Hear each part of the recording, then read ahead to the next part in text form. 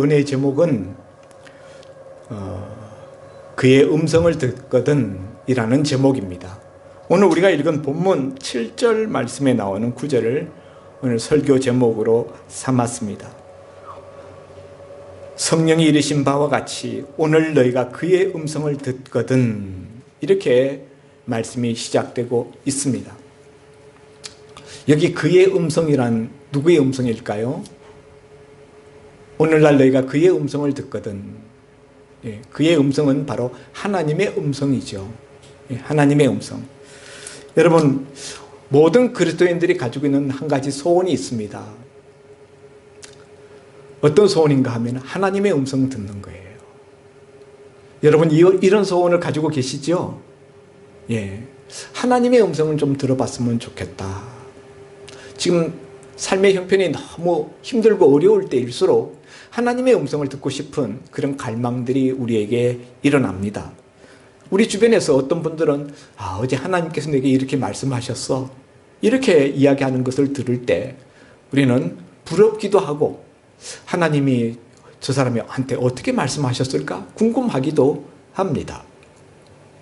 또 어떤 때는 A라는 사람은 하나님이 우리가 처해 있는 이런 현실에 대해서 이렇게 말씀하셨다고 말하는데, B라는 다른 사람은 하나님은 자신한테 다르게 이렇게 말씀하셨다라고 다른 것을 이야기할 때 우리는 똑같은 하나님이 말씀하셨을 터인데 왜 이 사람과 저 사람의 하나님의 말씀이라고 말하는 내용이 다를까 혼란스럽고 의문 들기도 합니다. 성도 여러분, 오늘 본문의 7절 말씀에 오늘 너희가 그의 음성을 듣거든 이라는 이 말씀을 우리가 들을 때 제일 먼저 무슨 생각이 납니까? 오늘날 너희가 하나님의 음성을 듣거든 이라는 이 말씀을, 이 구절을 읽을 때 제일 먼저 드는 생각은 하나님이 오늘날도 사람들에게, 우리들에게 말씀을 하고 계시는구나 라는 생각이 먼저 들지 않습니까? 오늘날 너희가 하나님의 음성을 듣거든. 하나님의 음성 듣는 일이 없다면은 성경 기자가 오늘날 너희가 하나님의 음성을 듣거든 이라는 말을 쓸 수가 없지 않겠습니까? 오늘 히브리서 기자가 성령께서 이르신 바와 같이 이렇게 7절에 소두를 떼면서 너희가 하나님의 음성을 듣거든, 그런 점에 있어서 오늘날도 하나님은 여전히 말씀하고 계신다. 하나님은 말씀하시는 하나님이시다. 구약시대뿐만이 아니라 신약시대, 오늘 우리가 사는 이 시대에도 하나님은 우리에게 말씀하시는 분이라는 것을 우리가 알 수 있습니다. 그런데 오늘 이 말씀을 하시면서 오늘 너희가 그의 음성을 듣거든 광야에서 시험하던 날에 거역하던 것 같이 너의 마음을 완고하게 하지 말라. 8절 말씀에 중요한 단어, 광야에서 시험하던 날에 거역하던 것 같이 너의 마음을 완고하게 하지 말라, 이렇게 말씀하고 있어요. 완고하게 하지 말라라는 말씀이 오늘 우리가 읽은 본문 속에 3번이나 나옵니다. 13절 끝에도 너희 중에 누구든지 죄의 유혹으로 완고하게 되지 않도록 하라, 이런 말씀이 있고, 15절 말씀에도 보면은 끝절에 오늘 너희가 그의 음성을 듣거든 경노하시게 하던 것 같이 너의 마음을 완고하게 하지 말라, 계속 너의 마음을 완고하게 하지 말라라는 말씀이 반복되어져서 나옵니다. 굉장히 이 히브리서 3장에 힘을 주어서 역설하고 있는 내용이다 라는 것을 우리가 알 수 있습니다. 강조점이니까 3번씩이나 반복하고 있겠죠. 그런데 8절에 광야에서 시험하던 날에 거역하던 것 같이 너의 마음을 완고하게 하지 말라. 광야에서 시험했다라고 말씀이 나오는데요.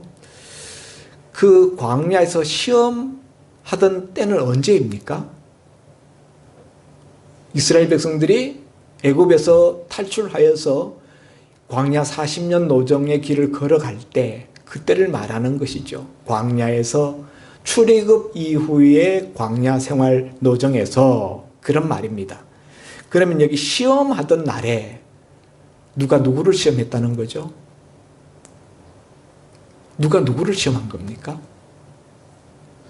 우리는 많은 경우에 하나님께서 이스라엘 백성들을 광야에서 40년 동안 시험하여서 그들의 마음이 어떠한지 하나님이 그들 마음을 달아보셨다 라는 구절을 우리가 잘 알고 있습니다. 그래서 여기 시험하던 날에라는 것은 하나님이 이스라엘 백성들을 시험하던 것이 아닌가라고 얼핏 우리가 생각할 수 있는데 그 다음 구절을 보면 분명해져요. 구절에 보면은 거기서 너희 열조가 나를 시험하여 그랬어요. 이스라엘 백성들의 조상들 열조가 광야에서 하나님을 시험했다는 거예요. 그러니까 여기 시험한 주체는 이스라엘 백성들이고 누구를 향하여서 시험했는가? 하나님을 향하여 시험했다는 거예요. 이스라엘 백성들이 광야에서 하나님을 시험한 사건들이 성경에 기록되어 있다는 것이죠. 그러면서 8절에 광야에서 그들 조상들이 이스라엘 조상들이 하나님을 시험하던 날에 하나님의 말씀을 거역하던 것 같이 너희 마음을 완고하게 하지 말라. 이런 뜻이에요. 자, 마음을 완고하게 한다. 완고하다라는 단어가 가지고 있는 뜻은 마음이 굳고 딱딱하다. 자기 고집으로 똘똘 뭉쳐져 있는 그런 상태. 그래서 누구의 말도 듣지 않으려고 하는 그런 상태를 완고하다라고 말씀하고 있죠. 자, 이스라엘 백성들이 광야에서 하나님을 시험할 때 이스라엘 백성들의 마음이 완고하였다. 그래서 하나님의 말씀에 대하여서 하나님의 뜻에 대하여서 어떠했다고요? 8절에 거역했다라고 말씀하고 있습니다. 자, 여러분, 하나님께서 광야의 이스라엘 백성들에게 언제 말씀하셨죠? 언제 말씀하셨어요?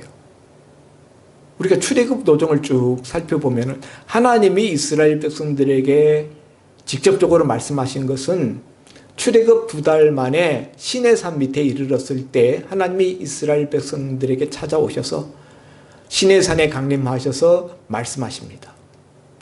그리고 그 하나님의 말씀을 듣고 이스라엘 백성들이 아멘으로 화답하여서 거기에서 하나님과 이스라엘 백성 사이에 언약을 체결하게 됩니다. 언약 체결식. 이른바 너희가 내 말을 듣고 청종하면 나는 너희 하나님이 되고 너희는 내 백성이 되리니 라는 말씀. 그때 하나님께서 이스라엘 백성들에게 말씀하셨어요. 그런데 그 이후에는 하나님이 언제 말씀하셨는가? 하나님이 이스라엘 백성들에게 직접 말씀하신 경우들이 거의 없어요. 모세를 통하여서 주로 말씀하셨는데 모세를 통하여서 말씀하셨을 때에도 주로 언제 말씀하셨는가 하면은 이스라엘 백성들이 하나님의 뜻에 대하여 또 하나님의 말씀에 대하여서 불신앙적인 반응을 보였을 때 하나님이 그들을 책망하시기 위하여서 모세를 통하여서 책망의 말씀을 주셨을 때 말씀하신 거예요. 무슨 사건을 앞에 놓고 하나님이 미리 지침으로 이렇게 해라 하고 말씀하신 그런 사건들은 출애굽 과정 속에서 거의 없어요. 의외로 없어요.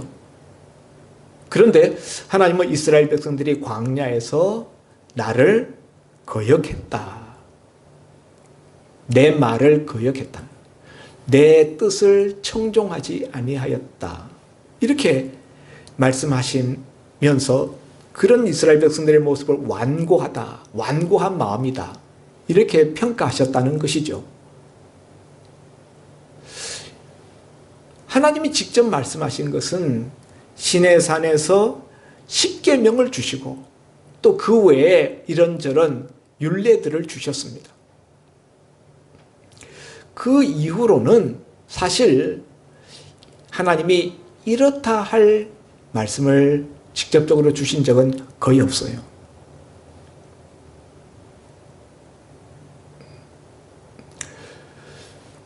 그런데도 불구하고 이스라엘 백성들이 하나님의 말씀에 대해서 거역하였고 그 마음이 완고하였다 라는 이 표현은 우리가 생각할 때 좀 의아하다 이런 생각이 들어요. 거역하였다라는 것은 우리가 어떤 지시를 하고 그 지시에 대해서 우리가 바로 그 지시를 어기는 어떤 행위가 있을 때 그럴 때 우리가 거역했다라고 하는데요. 이스라엘 백성들은 사실 말씀을 출애굽할 때 모세를 통해서 한번 주시고 하나님이 어떻게 모세를 보내셨는지 모세를 통해서 이스라엘 백성들을 가나안 땅 노예된 포로 생활 종살이 속에 있었던 이스라엘 백성들을 그 가운데서 구출해 내시고 하나님이 약속의 땅 아브라함과 이삭과 야곱에게 주심하고 약속하였던 그 가나안 땅에 그들을 들이시겠다고 약속하셨던 그 말씀이 제일 먼저 나오고 그 다음에 시내산 밑에서 이스라엘 백성들과 언약을 체결하고 그들의 하나님이 되어주시겠다고 한 말씀, 그리고 이스라엘 백성들의 청종을 요구하셨던 말씀. 그때 이후로는 하나님이 일일이 어떤 사건 속에서 말씀하신 적은 거의 없다. 사건이 일어나기 전에. 그럼에도 불구하고 하나님은 이스라엘 백성들이 광야에서 내 말을 청종치 아니하고 내 말을 거역하고 그 마음이 완고했다. 이렇게 말씀하신다는 거예요. 그러면 이스라엘 백성들이 뭐 어떠했길래 그러느냐? 이스라엘 백성들이 광야에서 하나님의 음성을 듣지 아니하고 거역하고 완고했던 사건들 구체적으로 이야기한다면 어떤 것들이 있을까?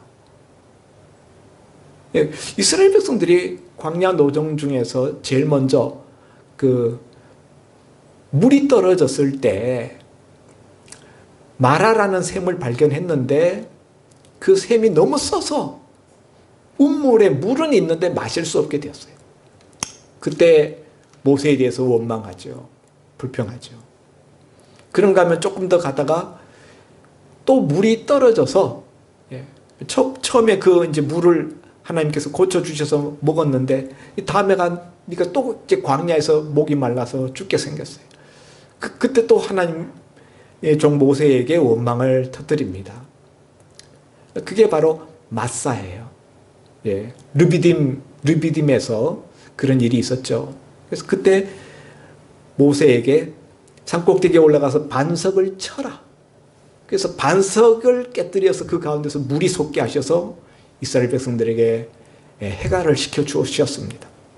그런가 하면은 그 이후에 또 가데스 바네아에 이르렀을 때 12정탐꾼을 가나안 땅에 보내었다가 정탐꾼들이 돌아와서 불신앙적인 보고를 하죠. 그 땅은 들어가는 거민을 잡아먹는 땅이다. 우리는 그 땅에 들어가면 다 그들 밥이다.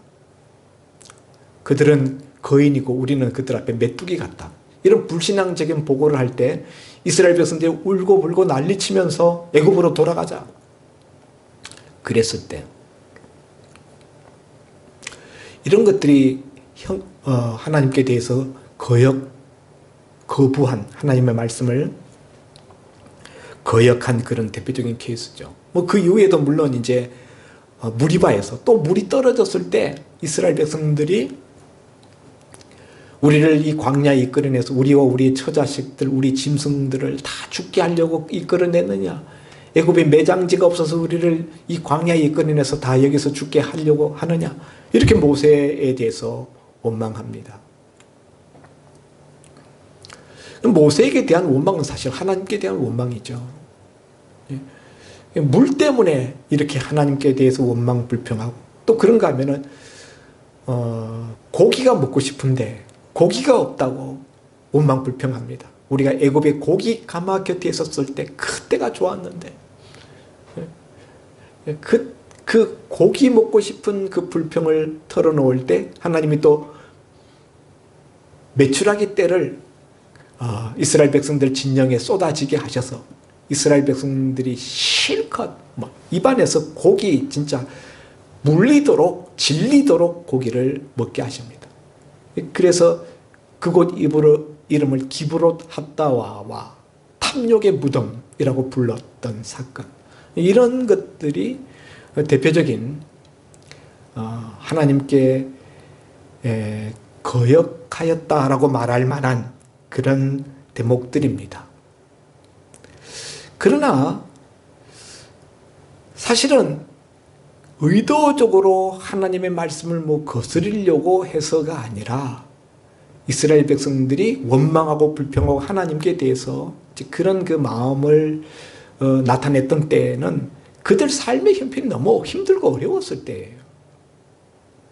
너무 힘들고 물이 탁 떨어져서 목이 말라 죽겠는데 목말라 죽을 지경이 되었어요.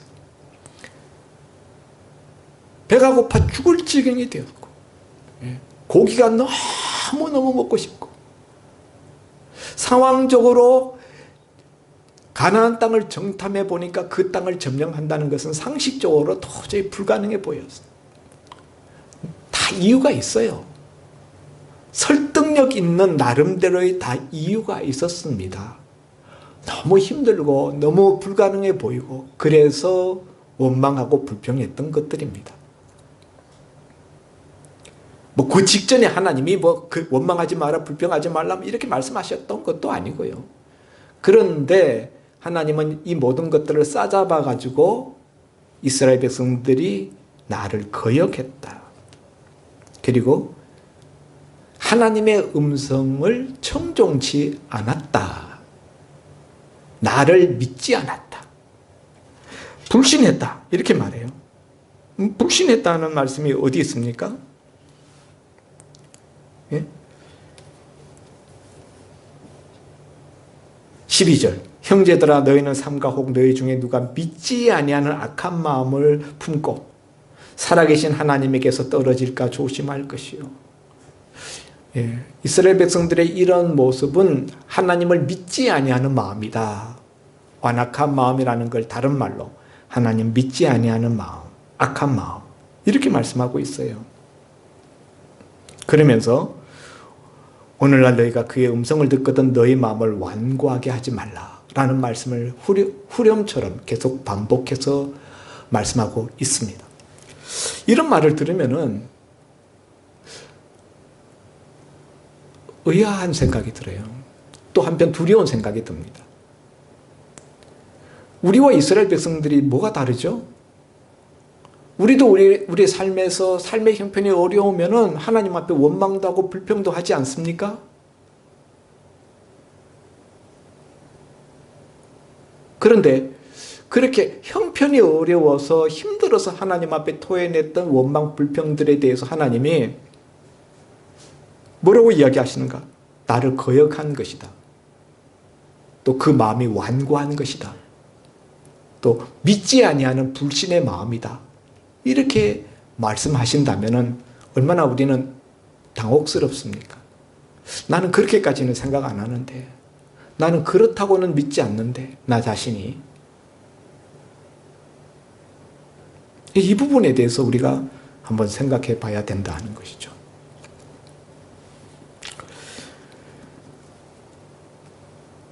여러분, 오늘날 너희가 그의 음성을 듣거든 이라는 것은 하나님은 말씀하시는 하나님이라는 것과 아울러서 하나님은 지금도 말씀하신다는 거예요. 그럼 지금 어떻게 말씀하시죠? 옛날 이스라엘 백성들한테는 모세를 통해서 주로 말씀하셨어요. 지금은 어떻게 말씀하실까요? 지금은 기록된 성경을 통해서, 기록된 말씀을 통하여서, 기록된 말씀이 성경이죠. 기록된 말씀 성경을 통하여서 하나님은 주로 우리에게 말씀하신다 하는 거예요. 오늘날은 현재적이고도 직접적인 계시의 말씀은 오늘날은 이미 끝났습니다. 성경 66권이 완결되어지면서 하나님의 계시는 이 기록된 66권을 통해서 완전히 충족되었어요. 계시록 마지막 장까지를 기록으로 우리에게 주시면서 하나님의 나라가 완성되는 마지막 그림까지 우리에게 보여주시면서 하나님의 현재적이고 직접적인 계시는 종료되었다라는 것을 우리가 인식할 필요가 있고, 지금은 그 기록한 말씀 속에서 하나님이 우리에게 말씀하신다. 지금은 누구에게도 구약 시대와 같이 성경이 기록되던 시대와 같이 하나님이 직접적으로 계시의 말씀을 주시지는 않는다라는 것을 우리가 명확히 해야 합니다. 그렇지만은 하나님은 지금도 우리에게 대화하시고 말씀하시는 하나님이에요. 어떻게? 기록된 성경을 통해서. 우리가 하나님의 음성을 들으려면은 성경을 가까이 해야 돼요. 성경을 읽을 때 성경 속에서 하나님이 그 읽혀지는 말씀 속에서 성령이 역사하여서 하나님의 음성을 우리 마음속으로 듣게 하십니다. 또 성경을 풀어서 설교자가 전할 때 예수님이 엠마오 도상에서 고향으로 돌아가고 있었던 두 제자들에게 말씀을 풀어 헤쳐 주실 때 그들의 눈이 떠지고 마음이 뜨거워졌던 것 같이 설교자를 통하여 기록된 말씀을 풀어줄 때 그 속에 성령이 역사하셔서 그 풀어주는 말씀이 하나님의 음성으로 들려지게 하신다는 것이죠. 많은 경우에 우리가 하나님의 음성을 꿈으로 하나님의 음성을 들으려고 하는 경우들이 종종 있어요. 꿈을 이제 잘 꾸시는 분들은 꿈을 꾸고 난 다음에 하나님이 내게 이렇게 말씀하셨다, 이런 이야기들을 이제 하시는 경우들이 있는데, 여러분, 꿈과 하나님의 음성을 우리가 분별할 필요가 있습니다. 꿈과 하나님 말씀의 차이, 구별법은요, 꿈은 꾸고 나서도 그 뜻이 무엇인지를 자기도 몰라요. 뭔가 영몽인 것 같은데 나도 그 의미가 뭔지를 몰라요. 정확히 몰라요. 아주 애매모호하고 흐리멍텅합니다. 그러나 하나님 말씀은 분명합니다. 명확해요. 하나님 말씀 들었는데 애매하다, 알쏭달쏭하다, 그런 거 없어요. 꿈은요, 꿈은 간단치가 않아요. 뭐 사건이 뭐가 이런 장면이 나타나는데 뭐가 또 나타나고 그 다음에 또 뭐 딴 데서 또 딴 사람이 나오고, 이게 복잡합니다. 근데 하나님 말씀은 간단 명확합니다. 짧아요. 하나님의 음성은 길지 않습니다. 하나님이 사람들에게 뭐를 말씀하실 때 핵심을 탁 줄여서 한마디 탁 던지죠. 그리고 꿈은 꾸고 나면은 시간이 지나면은 잊혀져요. 그러니까 하나님이 주신 꿈이 아닌 꿈 이야기하는 거예요. 근데 하나님의 음성은 한번 들으면 평생 잊혀지지 않습니다. 나는 영몽인 것 같이 생각되었는데 그 꿈이 금년 지나기 전에도 다 잊혀져 버려요. 몇 년 지나면은 그런 꿈을 꿨던가 생각도 안 납니다.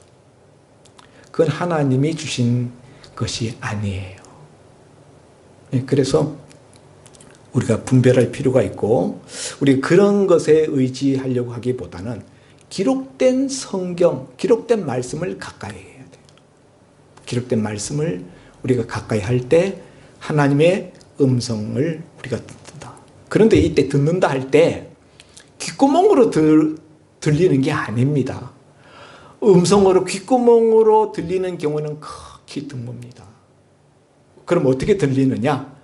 마음속으로 들려요. 마음속으로. 마음속으로 세미한 음성으로 들립니다. 엘리야가 이세벨에게 협박을 받고 남유다 부엘세바까지 도망쳐서 거기에서 광야로 들어가서 떨기나무 밑에 들어 누워서 여호와여 넉넉하오니 내 생명을 취하여 주옵소서. 하나님 앞에 죽기를 기도할 때 하나님이 엘리야에게 천사를 보내주셔서 힘을 차리게 하시니까 엘리야가 그 식물의 힘을 의지하여서 40주야를 가서 하나님의 산 호렙산에 이르릅니다. 그리고 그 호렙산에서 하나님을 만나게 되는데 그때 보면은 동굴 어귀에 서 있는 엘리야 앞에 광풍이 지나가고 지진이 지나가고 불이 지나가고 그러는데도 하나님 그 가운데 계시지 않고 나중에 그 모든 것들이 다 지나간 이후에 세미한 음성이 들립니다. 작은 음성이 들려요. 엘리야야 엘리야야 내가 어찌하여 그러고 있느냐. 내가 어찌하여 그렇게 낙심하고 있느냐. 그 하나님의 세미한 음성. 그리고 내가 온 이스라엘 가운데 여호와 하나님께 대해서 열심히 특심하온데 저들이 하나님의 선지자들을 다 죽이고 이제 내 목숨을 찾으려고 합니다. 이제 나도 이제 곧 죽음의 문턱 앞에 처해 있습니다. 이렇게 하나님 앞에 호소할 때 내가 바알에게 무릎 꿇지 아니한 7천인을 남겨두었다. 그리고 하나님께서 엘리야에게 너는 가서 북이스라엘에 가서 예후에게 기름을 부어서 북이스라엘 왕을 세우고 아람 나라에 가서 하사엘 장군에게 기름을 부어서 아람 나라의 왕이 되게 하고 엘리사에게 기름을 부어서 너를 내 뒤를 이어서 선지자가 되게 하라. 이 하나님의 음성을 듣고 엘리야가 용기백배하여서 개선장군처럼 돌아옵니다. 그리고 자신의 나머지 사명을 다 감당하게 됩니다. 하나님의 음성이 들려질 때 우리에게 임하는 축복들이 있어요. 우리가 하나님의 음성을 들어야 되는 이유가 있습니다. 하나님의 음성 들을 때 하나님이 우리에게 주시는 축복과 은혜가 크기 때문이에요. 첫째, 중요한 인생의 결정에서 분별력이 생깁니다. 분별력. 여러분, 우리 인생을 살다 보면 암담한 동굴을 통과해야 되는 그런 구간들이 있어요.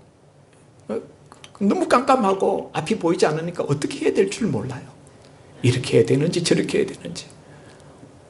그럴 때 하나님은 지혜의 하나님이시라. 전지하신 하나님. 모든 것을 다 하시는 하나님. 그래서 그 하나님의 음성 속에서 우리가 지혜, 분별력을 얻게 됩니다. 얼마나 중요한 요소인지 몰라요.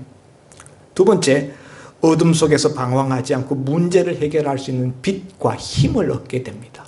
캄캄할 때 빛이 안 보여요. 엘리야가 빛이 안 보였잖아요. 그런데 하나님 음성 딱 듣고 나니까 빛이 보였어요. 죽겠다고 했던 사람이 죽을 이유가 없다. 죽겠다고 했던 사람이 힘을 얻어서 나머지 자기의 여생을 통해서 사명을 끝까지 감당하게 됩니다. 빛과 힘을 얻는다. 세 번째로는요,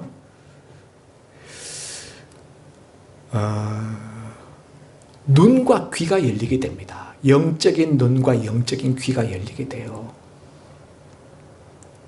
하나님 음성을 듣게 되면 영안이 열리게 되고요.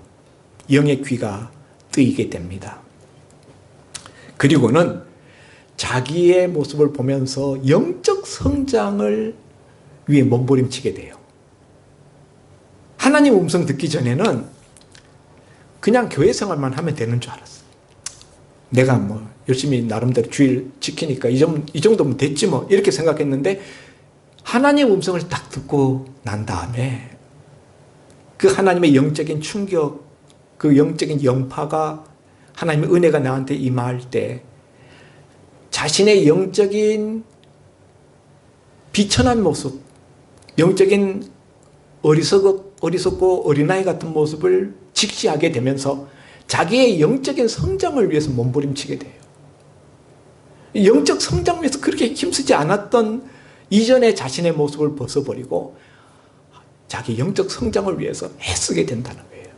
이 하나님의 음성을 듣고 난 사람들의 모습이에요. 자신에게만 국한된 것이 아니라 하나님의 음성을 듣고 나면은 다른 사람들을 세우는 일에 관심을 갖게 됩니다. 엘리야는 북이스라엘에 가서 예후 장군에게 기름을 부어서 이스라엘을 왕으로 세우잖아요. 아람 나라에 가서 하사엘 장군에게 기름을 부어서 아람 나라의 왕으로 세웁니다. 엘리사에게 기름을 부어서 선지자로 세웁니다. 하나님 음성 듣고 난 사람들은 다른 사람들을 세우는 일에 관심을 가지고 그 일에 진력하게 됩니다. 그전에는요, 자기를 세우는 데만 관심했어요. 그런데 하나님 음성 듣고 나면은 다른 사람을 세우는 일에 관심을 가지게 된다. 자, 근데 여러분, 우리에게는 여러 가지 음성이 들려와요. 첫째, 내 속에서 나오는 음성, 나의 음성이 있어요. 내 속에서 속삭이는 나의 음성. 그 음성을 들으면은, 그 음성만 듣고 따라가면은 우리 인생이 무너집니다. 왜냐? 첫점, 내가 뭔가 잘하고 있다고 느껴지고 잘 나갈 때는 나를 자꾸 부추겨 세우고 나를 교만하게 만들어서 교만해서 무너집니다. 반면에 내가 뭔가 안 되고 힘들고 처지고 그럴 때는 자학을 하게 돼요. 자학하는 음성. 결국 좌절해서 무너지게 됩니다. 그래서 내게서 나오는 음성에 그것만 들어서는 안 돼요. 그런가 하면 타인의 음성, 다른 사람들의 음성이 또 들려옵니다. 다른 사람들의 음성은 얼핏 우리가 들을 때 때로 일시적으로 위안도 되고요, 도움도 되는 듯 합니다. 그렇지만요, 깊이가 얕고 다른 사람의 음성은 나를 책임져 주지 않습니다. 책임져야 될 그런 것까지는 그 다른 사람들의 음성에 감당을 못하는 거예요. 그런가 하면 세 번째, 사탄의 음성이 있어요. 사탄의 음성은 처음에 들을 때는 굉장히 매력적입니다. 매혹적이에요.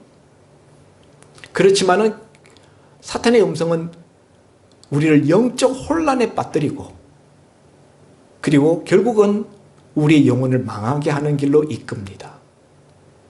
여러분, 은사 사역자들 중에서도 양심작용하는 사람들이 있어요. 성령의 음성도 듣고 사탄의 음성도 듣는 거예요.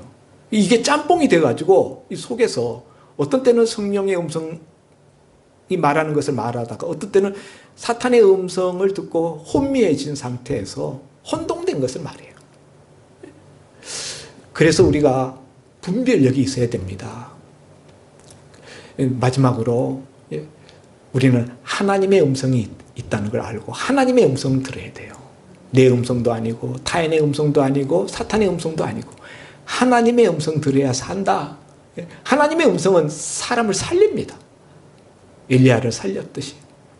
에스겔 골짜기, 에스겔서 37장에 마른 해골들이 쫙 널려 있는데 하나님의 음성이 임했습니다. 에스겔을 통하여서 하나님의 음성이 선포되어지니까 그 마른 해골들이 다 살아나서 하나님의 군대를 이루었어요.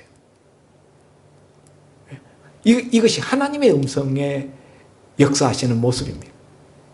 그러므로 여러분, 우리가 어찌하든지 하나님 음성 듣기를 사모하고 하나님 음성 들어야 된다. 근데 여러분, 그러려면 우리 속에 사모함이 있어야 돼요. 하나님 음성에 대한 사모함. 여러분, 우리가 자녀들 키워보아 우리가 길러도 또 짐승을 길러도 어려서부터 잘 먹는 놈이 있어요.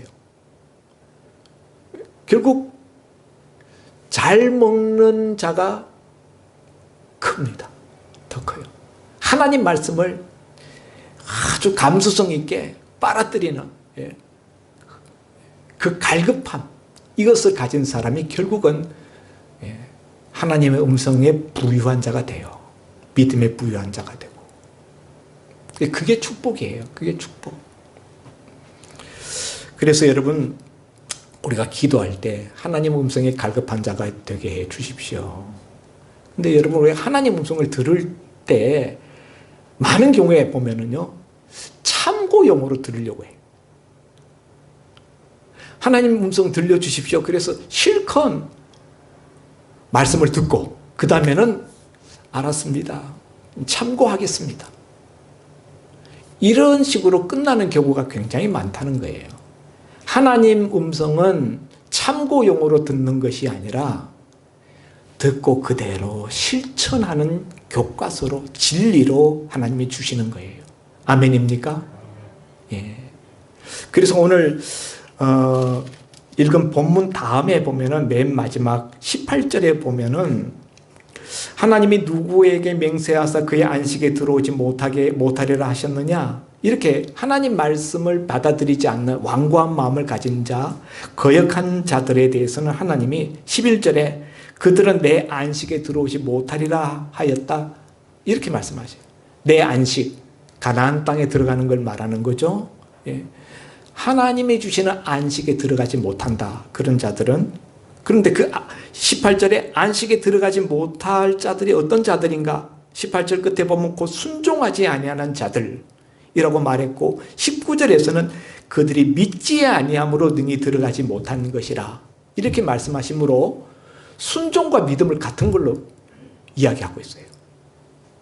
우리는 순종은 순종이고 믿음이 믿음이다라고 생각하는데, 오늘 18절과 19절에 보면 순종하지 아니하는 자들이라고 하고, 19절에서는 믿지 아니함으로 능히 들어가지 못한 것이다 라고 말씀하시므로, 믿지 아니하는 것이 순종하지 아니하는 것이다. 순종하지 않는 것은 곧 믿지 않는 거예요. 믿음이라는 단어 속에는 순종이 포함되어 있다라는 거예요. 늘 제가 말씀드리는데, 난 하나님 믿습니다, 그렇지만 아직 난 그 순종할 정도까지는 믿음이 안 됩니다, 이렇게 이야기하는데 그건 사실이 아니다. 믿으면은 순종한다는 거예요. 행함이 없는 믿음은, 순종이 없는 믿음은 거짓 믿음이요 죽은 믿음이다. 그러므로 여러분, 하나님 말씀을 듣고 참고용으로가 아니라 그 말씀대로 실천하고 순종해야 된다. 그러기 위해서는 하나님 말씀을 많이 들어야 돼요. 부지런히 들어야 됩니다. 그래서 우리 삶이 예배 중심의 삶이 되어야 돼요. 예배 중심의 삶. 예배 중심의 삶을 살지 못하는 것은 하나님 앞에 완고한 것입니다. 그리고 하나님 말씀을 듣고 참고용으로 삼고 실천하지 아니하는 것은 거역하는 것이고 불순종하는 거예요. 오늘 너희가 그의 음성을 듣거든 이라는 제목의 말씀을 나눴습니다. 한 번째로 시시때때로 날마다 하나님의 음성을 듣고 그 하나님의 음성 가운데로 인도함을 받으며 걸어가는 여러분의 인생길이 될 수 있기를 주의 이름으로 축원드립니다. 기도합니다. 하나님 아버지, 오늘날 너희가 그의 음성을 듣거든 이라는 말씀 속에서 하나님은 말씀하시는 하나님, 오늘날도 우리에게 말씀하신다는 것을 우리가 먼저 들었습니다. 그러면 어떻게 우리가 그 말씀을 들어야 되는지, 그 말씀은 성경을 통해서 우리에게 들려주신다. 설교자를 통하여 기록된 말씀을 풀어주실 때 하나님의 음성을 듣고, 내가 기록된 성경 말씀을 읽을 때 성령께서 읽는 그 말씀 속에서 하나님의 음성을 듣게 하신다는 것을 또한 우리가 나누었습니다. 말씀을 들을 때 참고용으로만 우리가 들으면은 그것은 우리 마음이 완고한 것이요, 하나님을 거부하는 것이며, 하나님 말씀을 듣고 그대로 순종하는 것이, 그것이 믿음이라는 것을 말씀으로 또한 나누었습니다. 우리 가운데 여러 가지 음성, 나의 음성, 타인들의 음성, 사탄의 음성, 그리고 하나님의 음성이 있는데 이것을 잘 구별하여 하나님의 음성을 집중적으로 듣고 따라가는 것이 중요하다는 것 또한 나누었습니다. 심령이 가난한 자가 되어서 하나님의 말씀에 늘 갈급하고 목마른 자로서 주의 음성을 따라가는 하나님의 양떼들이 다 되게 하여 주옵소서. 예수님 이름으로 기도하옵나이다. 아멘.